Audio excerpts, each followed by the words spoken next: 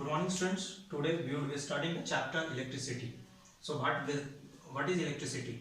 Electricity is basically a form of energy which powers the electrical devices which are around us like fan, bulb, television, etc. So to understand the chapter electricity, first we need to understand what is charge. To define charge, charge is basically a fundamental property of matter which basically decides whether this matter will experience a force or not. So there are two types of charges: positive charge, negative charge. One matter having a positive charge is proton.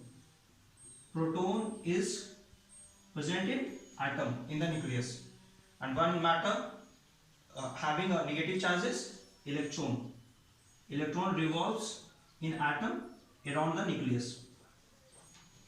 So all the physical quantity need to have a unit. So similarly, the charge is having a unit of coulomb.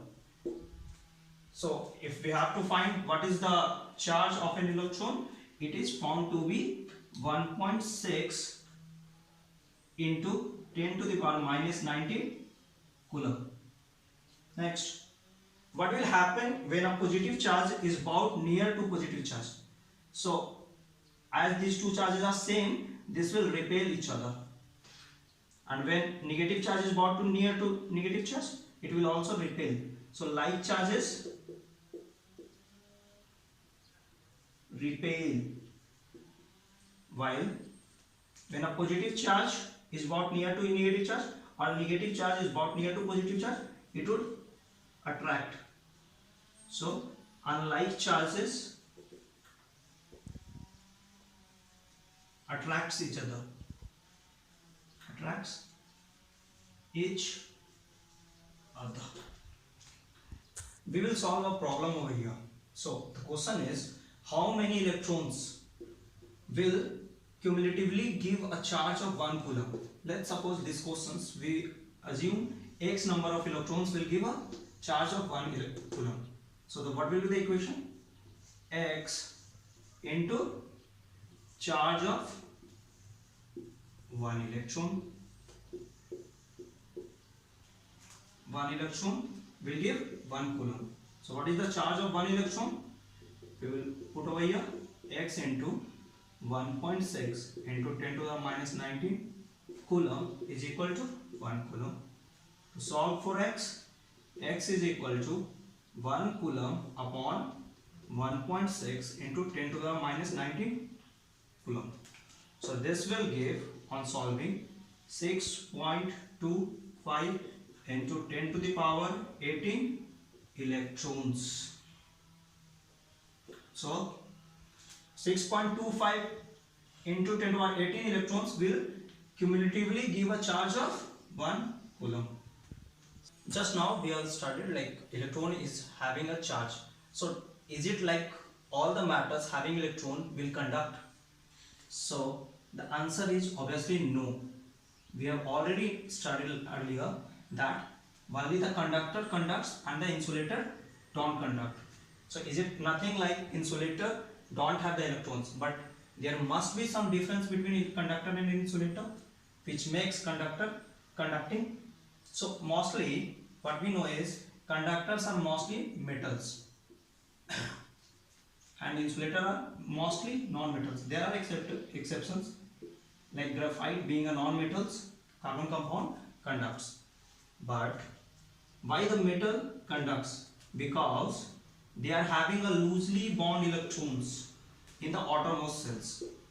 We find that we know in the electronic configuration we can see that metal do have 1, 2 or 3 electrons in the outermost cell which can easily be kicked off while applying a small energy, and these electrons are called free electrons. Let me show you. Sodium Na having a atomic number of 11. The electronic configuration is 2, 8, 1. 1 electron is in the outermost cell. This acts as a free electrons. Similarly, aluminium, the atomic number is 13. The electronic configuration is 2, 8, 3. Here 3 Here in aluminum we have 3 free electrons. So these free electrons acts as a charge carrier. Charge carrier. See, the next topic is current. What is current? So current is defined as rate of flow of charge. So basically the current is total amount of charge flowing per unit of time. So I is given by Q total upon time. So what is the unit of charge? Unit of current. Sorry. Unit of current is ampere. So for finding I, it's Q total over a time. So what is Q total? Q total can be given by number of free electrons into charge of electron by time. So this I, this number of electron can be found like in one atom. How many free electrons? Free electrons, it depends on the type of element. We will explain this by a numerical later on. See, we come to this problem. There is a problem. It says a current of 2.4 ampere is passing through an aluminum piece in 1 second. So we have to find total number of atom in the aluminum piece. So what we have been given? We have been given I is equal to 2.4 ampere, and then time is given 1 second. We know that aluminum have three free electrons. Aluminum will liberate aluminum 3 plus ion plus 3 free electrons. So one atom of aluminum will release 3 electrons. We will solve this problem then. We can put the value I is equal to Q total upon time. So Q total is given by N into E by T. So N, number of electron, it can be given 3 free electrons out of X number of atom, X atom. So it will be 3 into X.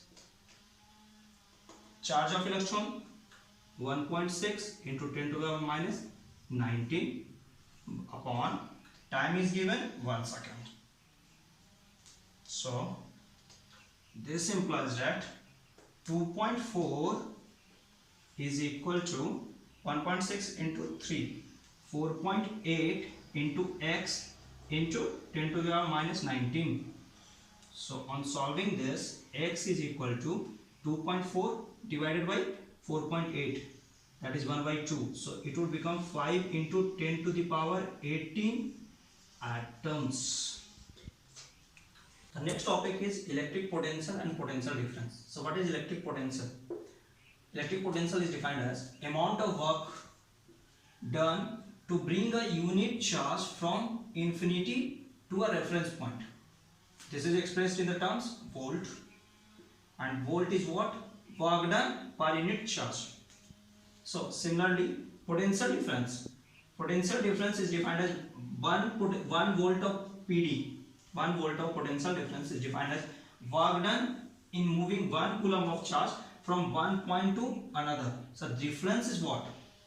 Both are having, it is from infinity to 1 point, it is from another point to 1 point.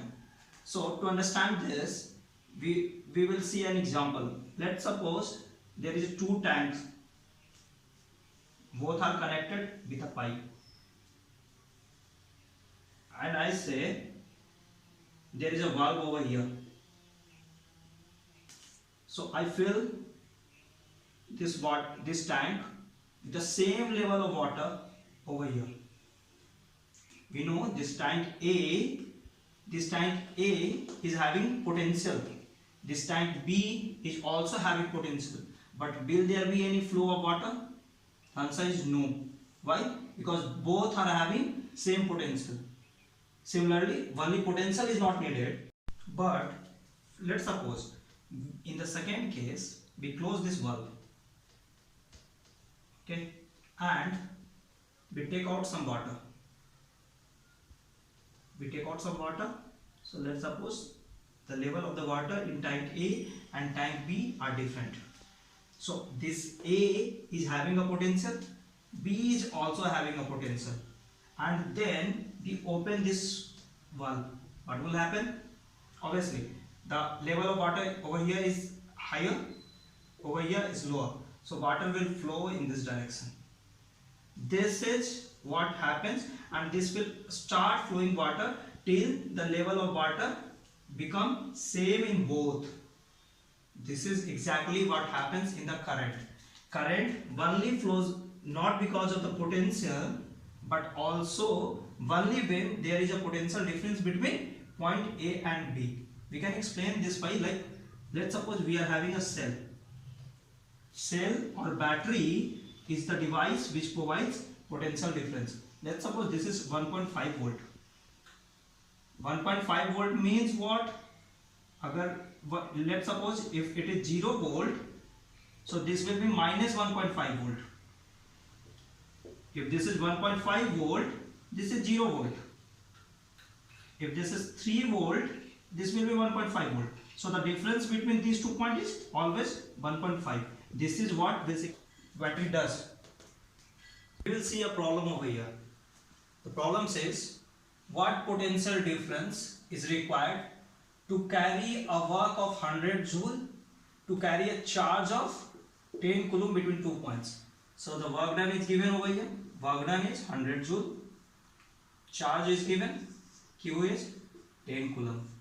We know that potential difference, which is given by voltage, is W upon Q. W is what? 100 joule upon charge 10 coulomb. This will give 10 volt of potential.